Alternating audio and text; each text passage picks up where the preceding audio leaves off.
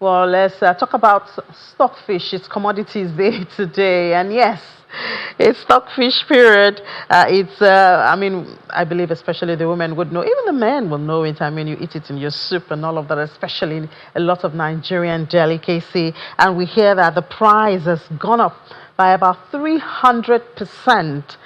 In 2025, the price has remained, that was last year, but this year it has remained relatively unchanged, about 89,000 for a 3 kg bag. And and I know this is mostly imported, but let's find out what Tomiwa has discovered about it. Tomiwa Ajewale is an analyst with financial derivatives company. Hi, Tomiwa, welcome to the program. Good afternoon, Nini. Thank you for having me. Great. So, what have you found out about this stability in the price of stockfish this year, at least so far? Yeah, when it comes to stockfish in Nigeria, it's a very highly cherished ingredient in Nigerian cuisine, enjoyed by all age groups and a lot of demographics. But even with that, with how popular it is in Nigeria, Nigeria produces little or none of the stockfish that we consume. So we import virtually all the stockfish consumed. We import a lot of it, and what happens is that this leaves the price of stockfish exposed to external market conditions and exchange rate dynamics. So with the 300 or 200% increase we noticed last year, and especially in the past 2 years, that was in sync with the large sharp swing in the naira. And now that the naira is relatively stable in 2025, that is helping to keep the price of stock fish also stable this year so far. So that's one of the key reasons why the price has been stable, because there's been lesser volatility in the price in naira this year compared to the last 2 3 years. Another key reason why the price has been stable is what we call price resistance.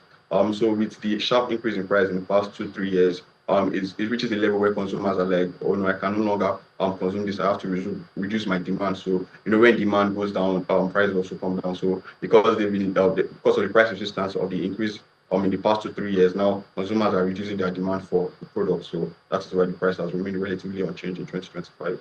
So, do we have a lot of alternatives? Do we see consumers turning to alternatives? Yeah, so when it comes to stockfish, again, as I said, Nigerians really enjoy stockfish. So when it comes to stockfish, if you want stockfish in your cuisine, in your meal, I don't think there's a direct substitute that's going to replace it. So what we've seen is that although the demand has reduced, there's still strong demand for stockfish. What people do is they reduce the frequency or the quantity that they consume. So now it's reserved for special occasions, it's reserved for festivities, and now that there's this miniaturization, you can buy in smaller quantities. So when you want to enjoy stockfish, you still go for stockfish, although you frequency at which you consume it has reduced. But when it comes to substitutes, although there are no direct substitutes, there are obviously other cheaper proteins like shaki, pomo. So yeah, there are some alternatives that consumers, especially the lower income level, go to. But when you want stockfish, you go for stockfish. Yeah, and we know that stockfish in Nigeria is 100% imported, I think mostly from Norway. I wonder how much recent bottlenecks have disturbed that forex, for instance, logistics, port congestion, and all of that. How much change have these bottlenecks brought to the importation of stockfish into the country?